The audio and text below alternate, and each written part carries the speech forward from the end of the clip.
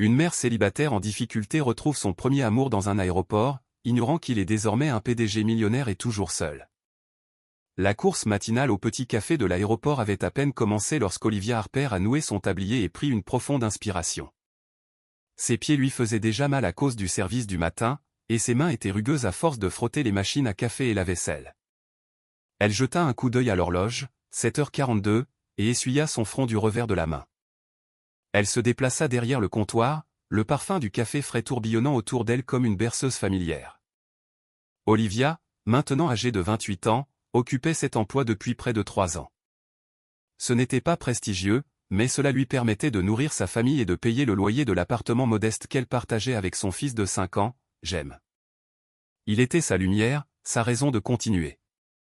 Un grand cappuccino, sans sucre, lança une voix. Olivia sourit, déjà à moitié en train de le préparer. Elle avait mémorisé les habitués. Mais alors qu'elle tendait la tasse et levait les yeux, son souffle se coupa. De l'autre côté du terminal, près de la porte 18, un homme était assis seul avec un ordinateur portable et un sac de voyage en cuir noir à ses pieds. Elle se figea.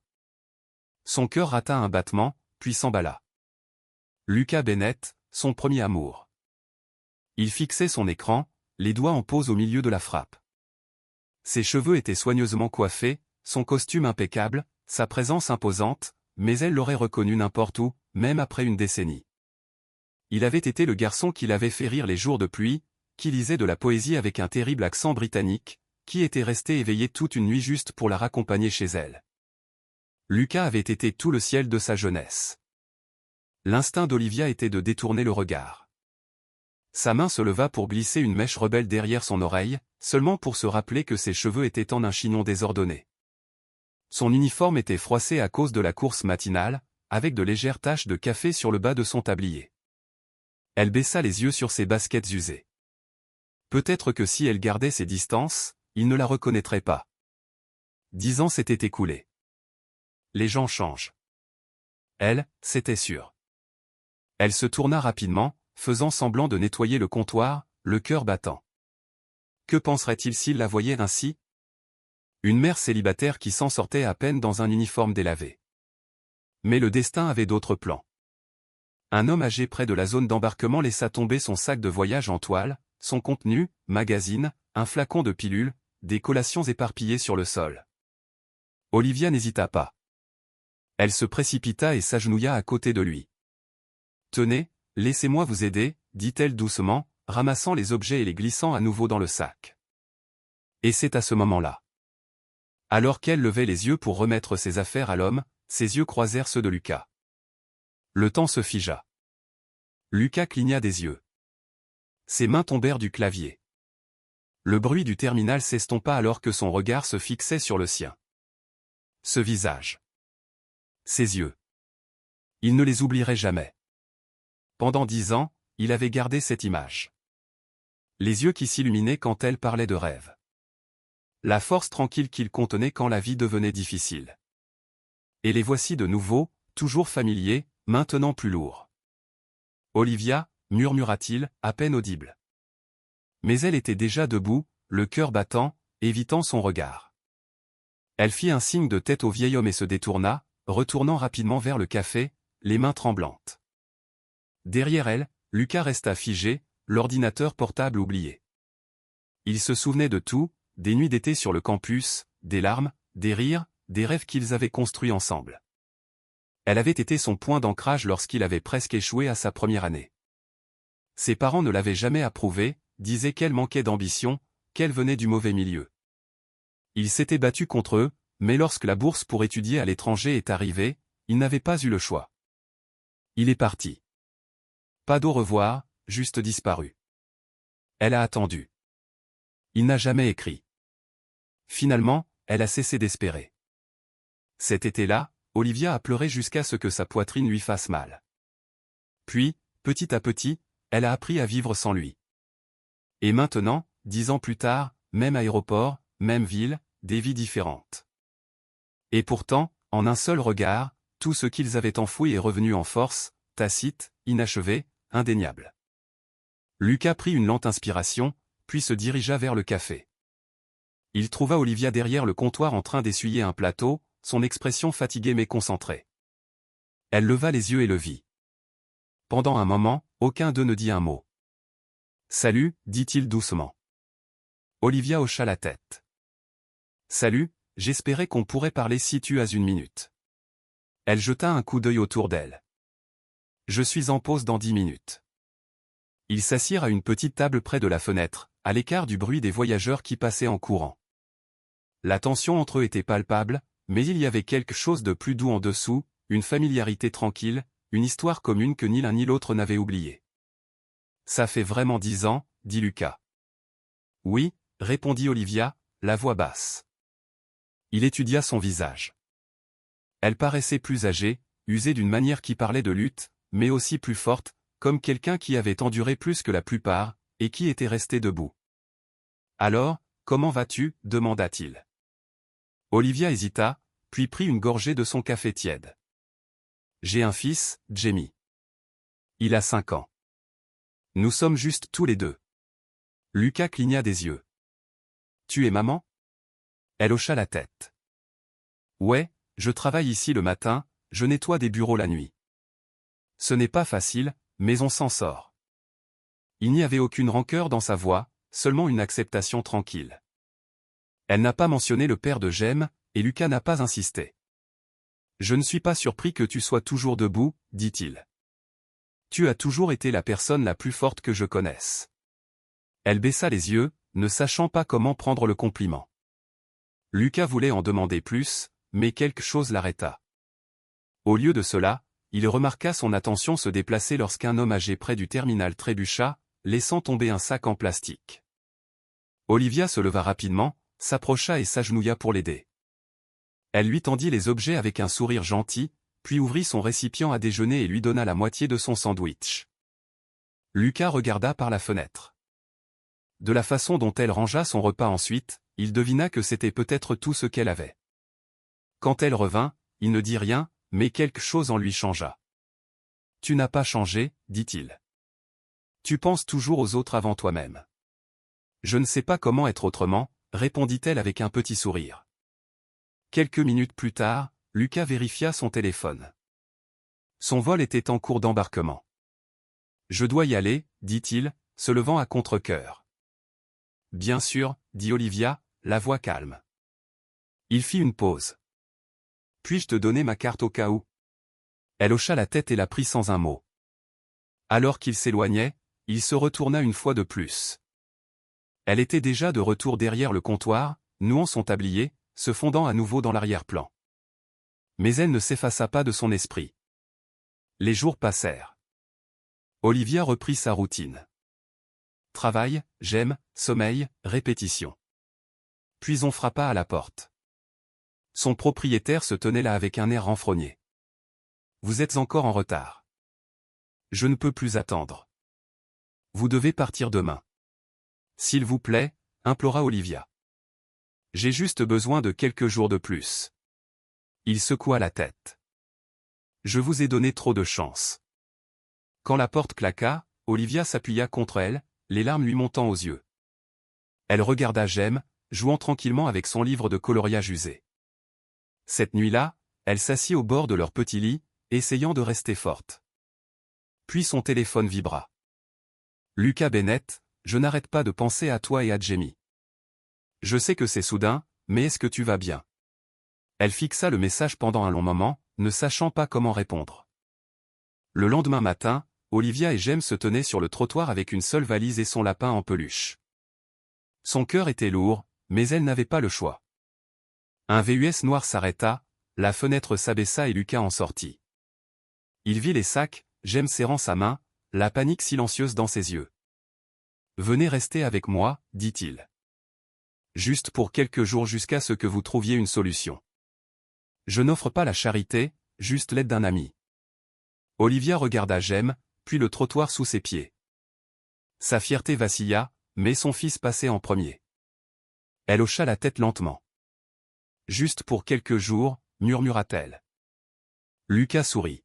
« C'est tout ce que je demande. » Et ensemble, ils montèrent dans la voiture, ne sachant pas ce qui allait arriver ensuite, seulement qu'il n'avait pas à y faire face seul. Le premier matin chez Lucas était calme, presque trop calme pour Olivia. Elle avait à peine dormi la nuit précédente, trop tendue dans la chambre d'amis avec Jem blottie à côté d'elle. La maison était belle, moderne, mais chaleureuse, avec la lumière du soleil qui entrait à flot par de hautes fenêtres. On avait l'impression d'être dans un autre monde. Elle continuait d'attendre que quelqu'un lui dise qu'ils n'avaient pas leur place. Mais à 6 heures du matin, Olivia était dans la cuisine, les manches retroussées, préparant tranquillement des œufs brouillés et des toasts. Elle se déplaçait avec précaution, essayant de ne réveiller personne, tout en faisant suffisamment de nourriture pour 3 personnes. De vieilles habitudes, supposait-elle. Lucas descendit les escaliers un peu plus tard, surpris de la trouver déjà en train de cuisiner. « J'espère que ça ne vous dérange pas », dit-elle rapidement, en enlevant la farine de ses mains. « J'aime à l'habitude de déjeuner en premier. »« Ça ne me dérange pas du tout », répondit-il en souriant. « Ça sent meilleur que tout ce que j'ai préparé depuis des semaines. » Au fil des jours, Lucas regarda les rythmes de la vie d'Olivia se dérouler dans sa maison. Elle se levait tôt, préparait des collations pour Jem, faisait la lessive en écoutant de la musique doucement en arrière-plan et lisait des histoires au coucher avec des voix et des effets sonores qui faisaient glousser Jem de façon incontrôlable. Il remarqua comment elle apprenait à Jem à écrire son nom avec une telle patience. Comment elle louait ses dessins comme s'ils étaient dignes d'un musée. Comment, lorsqu'elle pensait que personne ne la regardait, elle fermait les yeux juste une seconde de plus, et puis aimait tenant tout ensemble.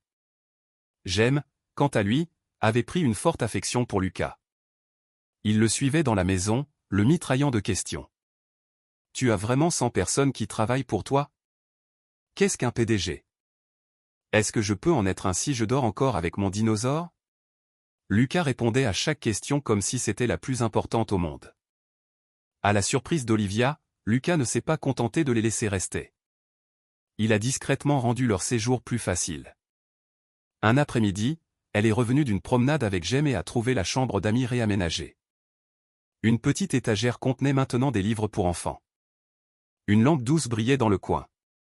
Dans la cuisine, il y avait du lait d'amande pour Jem et des plats végétariens, des choses qu'Olivia n'avait même pas mentionné qu'elle aimait. Elle fixa les nouveaux ajouts, sans voix. Il n'en a jamais parlé. Il l'a juste fait. Un soir, alors que le vent d'automne se levait à l'extérieur, Jem devint silencieux pendant le dîner. Ses joues étaient rouges et Olivia sut immédiatement que quelque chose n'allait pas. À minuit, il brûlait de fièvre. Olivia paniqua. Elle fit les 100 pas dans le couloir, des linges humides pressés sur le front de Jem, murmurant des mots apaisants avec des lèvres tremblantes. Lucas était là en un instant. Il s'assit à côté d'elle sur le lit, vérifiant la température de Jem, appelant le médecin de famille, la rassurant avec une confiance tranquille. « Tout va bien se passer, dit-il. Nous allons prendre soin de lui ensemble. » Ensemble. Ce mot l'enveloppa comme une couverture. Toute la nuit, ils se relayèrent pour changer les linges, garder Jem hydraté, murmurant des histoires pour le calmer. Le cœur d'Olivia battait la chamade avec la peur, mais Lucas ne la quitta jamais. À l'aube, la fièvre de Jem finit par céder. Le petit garçon s'endormit profondément, sa poitrine se soulevant et s'abaissant paisiblement. Olivia s'assit à côté du lit, les cheveux en désordre, les yeux gonflés d'inquiétude. Ses mains tenaient encore un linge humide lorsqu'elle se tourna vers Lucas. « Merci, murmura-t-elle, la voix rauque, d'être là quand j'avais le plus peur. » Lucas la regarda et quelque chose changea dans sa poitrine. Il n'y avait pas seulement de la gratitude dans sa voix, il y avait de la confiance. Et dans ses yeux, il vit l'Olivia qu'il avait autrefois aimée, seulement maintenant plus forte, plus féroce, marquée par la vie, mais pas brisée. Il réalisa alors que cela ne s'était jamais vraiment estompé, pas la façon dont elle le faisait se sentir, pas la façon dont elle voyait le monde, et surtout pas la façon dont elle tenait son enfant avec chaque once d'amour qu'elle avait. Il était parti une fois, mais maintenant, assis dans le calme de la lumière du petit matin, il savait qu'il ne voulait plus repartir. Le week-end apporta une douceur à l'air, du genre qui rendait tout plus léger. Lucas suggéra un petit pique-nique, quelque chose de simple et en plein air. Olivia hésita d'abord, ne sachant pas si c'était trop ou trop tôt. Mais les yeux de Jem s'illuminèrent à cette idée, et c'était tout ce qu'il fallait pour la convaincre. Ils se rendirent dans un parc tranquille au-delà de la ville. Les feuilles avaient commencé à tourner, flottant doucement des arbres comme si la nature elle-même ralentissait pour reprendre son souffle. Lucas étendit une couverture pendant qu'Olivia déballait des sandwichs, des fruits et des biscuits que Jem avait choisis. Jem courut devant, chassant les feuilles et faisant semblant d'être un super-héros. Olivia s'assit au bord de la couverture, les jambes croisées, ses cheveux flottant doucement dans le vent. Lucas s'assit à côté d'elle, près mais pas trop près. Il y avait un calme entre eux qui semblait mérité, fragile mais naturel. Après avoir mangé, Jem sortit quelque chose de son petit sac à dos. C'était un morceau de papier plié avec des marques de crayon qui dépassaient des côtés. « J'ai fait ça », dit-il, le tendant à Lucas avec fierté. Lucas le prit avec précaution et l'ouvrit. Le dessin était simple, 3 personnages en bâton sous un cinda jaune vif, un grand, un avec de longs cheveux et un petit, tous se tenant la main. Au-dessus d'eux, il y avait les mots écrits en lettres majuscules, « Maman, moi et mon PDG, papa ». Lucas leva les yeux, surpris. Les joues d'Olivia rougirent. Elle tendit rapidement la main, reprenant le papier avec un petit sourire. « Il aime juste l'idée que tu sois important, » dit-elle. « Tu sais comment sont les enfants. » Lucas gloussa, mais remarqua comment elle pliait lentement le dessin et le glissait dans son sac au lieu de le jeter. Ce soir-là, après que Jem se soit endormi, Lucas trouva Olivia à la table de la cuisine. La pièce était sombre, à l'exception de la lumière au-dessus de la cuisinière, ses doigts enroulés autour d'une tasse de thé, son regard lointain. Il s'assit en face d'elle. « Je réfléchis, » dit-il doucement. « Tu as de l'expérience, Olivia. Tu es intelligente, organisée. Je pense que tu serais formidable dans l'entreprise. Je pourrais trouver quelque chose de flexible. À temps partiel, peut-être. » Elle ne répondit pas tout de suite. Puis elle le regarda avec un triste sourire. « J'apprécie, Lucas, mais je ne peux pas. » « Pourquoi pas ? » ?»« Parce que ça n'aurait pas l'air d'un vrai travail. Ça aurait l'air d'une dette, comme quelque chose que je n'ai pas mérité. » Il se pencha en arrière, surpris. « Ce n'est pas de la charité. C'est parce que je crois en toi. Et c'est exactement pourquoi je ne peux pas l'accepter, » dit-elle. « J'ai besoin de me tenir debout seul, même si c'est plus difficile. » Il respecta sa réponse, bien que cela laissa une étrange douleur dans sa poitrine. Plus tard cette nuit-là, Lucas retourna à la cuisine. Olivia était toujours là, regardant par la fenêtre, perdue dans ses pensées. « J'ai besoin de dire quelque chose, » dit-il. Elle se tourna lentement vers lui.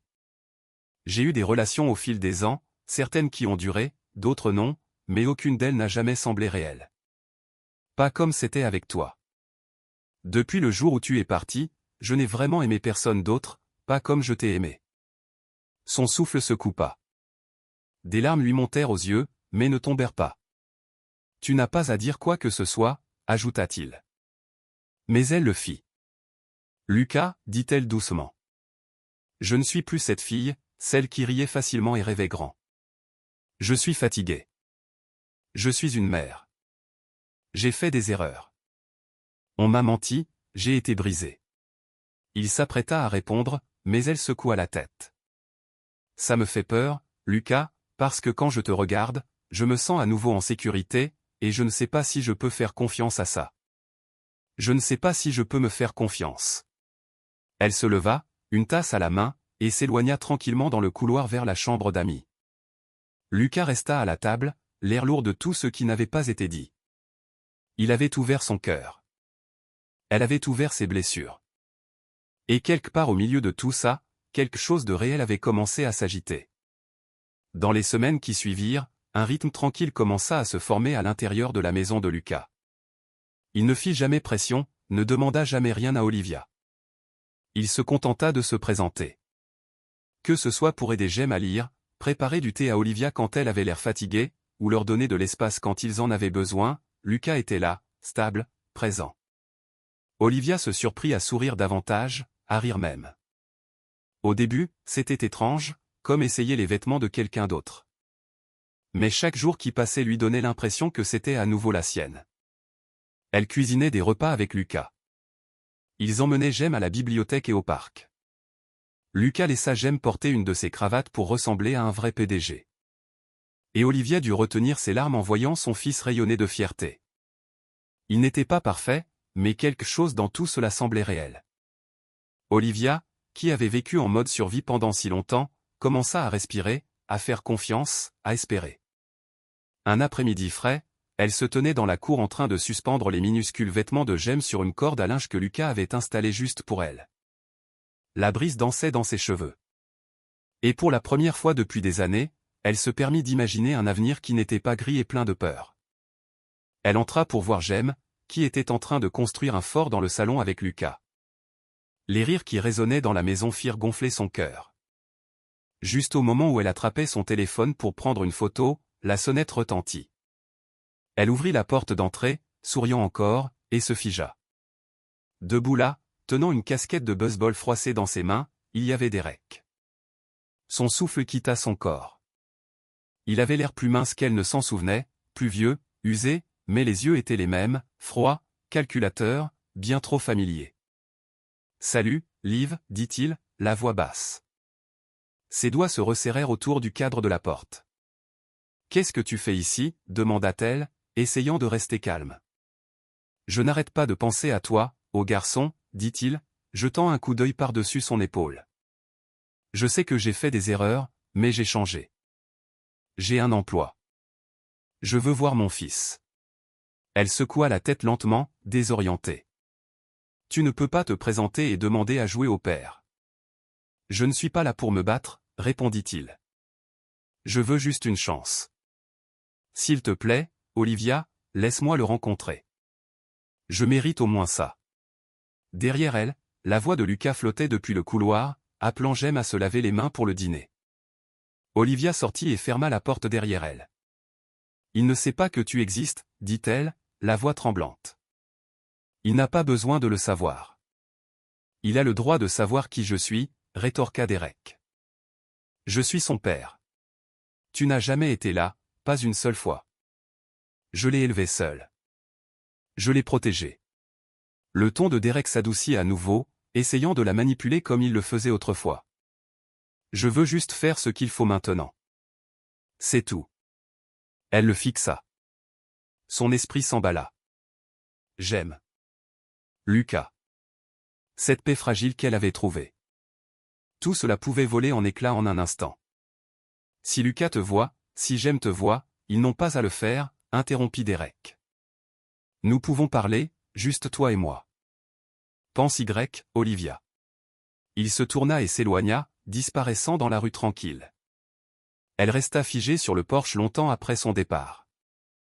À l'intérieur, les rires continuaient. Jem gloussait. Lucas faisait semblant d'être un pirate maladroit, mais Olivia ne pouvait pas sourire parce que juste au moment où elle avait commencé à croire à nouveau en la lumière, les ténèbres dont elle pensait s'être échappées étaient revenues. Et maintenant, elle savait exactement où la trouver. Olivia essaya d'ignorer la sensation de malaise dans son estomac pendant les jours qui suivirent l'apparition de Derek. Elle se dit qu'il disparaîtrait à nouveau comme il l'avait toujours fait. Elle avait déjà vu ce visage, plein de promesses et de remords vides. Il n'était pas là pour Jem. Il était là pour autre chose. Elle pouvait le sentir. Puis le premier message arriva. Il arriva tard dans la nuit. Elle était dans la buanderie en train de plier des vêtements lorsque son téléphone vibra. Tu me dois une deuxième chance. Si tu ne veux pas perdre ton fils, apporte-moi 100 000 balles vite. Ses doigts devinrent froids. Son souffle se coupa. Un autre message suivit. Prends-le à ton ami riche, le PDG. Il ne remarquera même pas qu'il a disparu. Olivia fixa l'écran, le cœur battant, sa vision floue. Elle supprima les messages, mais ils continuaient d'arriver tous les jours, plus agressifs, plus détaillés. Tu penses pouvoir te cacher derrière lui? Je t'emmènerai au tribunal. Je dirai que tu as caché mon fils. Ils me croiront. Tu as une vie facile maintenant. Voyons combien de temps ça dure. Elle essaya de rester calme avec Jem et Lucas, faisant semblant que tout était normal, mais à l'intérieur, elle s'effondrait. Chaque fois que son téléphone s'allumait, son estomac se tordait. Elle dormait moins, mangeait moins. Lucas commença à le remarquer. Il lui demanda si elle allait bien. Elle sourit et dit qu'elle était juste fatiguée. Elle voulait lui dire. Tant de fois elle ouvrit la bouche, mais les mots restaient coincés dans sa gorge. Comment pouvait-elle expliquer que le passé qu'elle ne voulait jamais revoir était revenu en rampant avec des griffes et des menaces? Comment pouvait-elle mettre ce fardeau sur la seule personne qui lui avait donné la paix? Elle craignait deux choses, 1. Que Lucas soit blessé, et 2. Qu'elle perde Jem. Elle avait travaillé si dur pour construire une vie, même si elle était maintenue ensemble par des fils. Elle avait élevé Jem seule, l'avait aimé suffisamment pour 2 parents.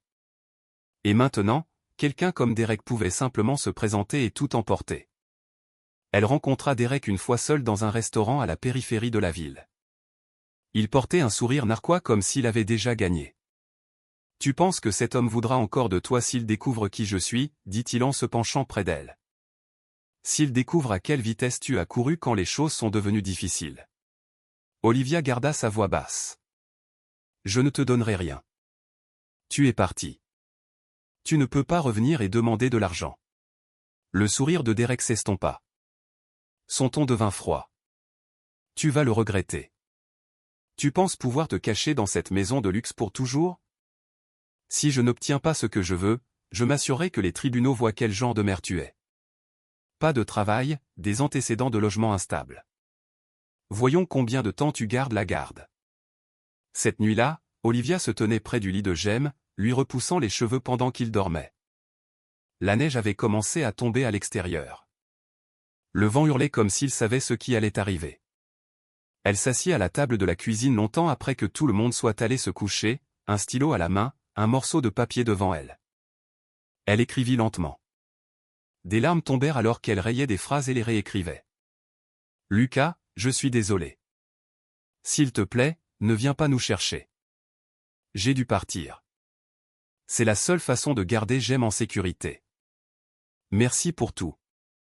Tu nous as donné plus que tu ne le sais, Olivia. » Elle plia la note, la plaça sur le comptoir, puis emballa silencieusement un petit sac, un change de vêtements, le lapin en peluche usé de Jem, une collation, rien de plus. Elle souleva Jem de son lit, l'enveloppa dans une couverture et déposa un baiser sur son front. Au cœur de la nuit, alors que la neige tombait épaisse et silencieuse, Olivia sortit de la maison de Lucas, portant tout ce qui comptait dans ses bras. Pas d'au revoir, pas d'explication, seulement la peur et l'espoir désespéré d'une mère de protéger celui qu'elle aimait le plus. Lucas se réveilla avec un calme anormal. Ce n'était pas le genre de calme paisible, mais celui qui lui serrait la poitrine. Il regarda l'horloge, 4h13 du matin. La neige murmurait contre les fenêtres et le monde entier à l'extérieur semblait enveloppé d'un silence blanc. Il entra dans le couloir. La porte de Jem était ouverte. La chambre d'amis était vide. Son cœur rata un battement. Le lit était fait trop proprement. Le sac qu'Olivia gardait toujours près de la commode avait disparu. Le lapin en peluche préféré de Jem aussi. L'air semblait vide. Puis il la vit, un morceau de papier plié sur le comptoir de la cuisine, tremblant légèrement à cause de la brise à travers la fenêtre entr'ouverte. Il l'ouvrit, les mains tremblant déjà.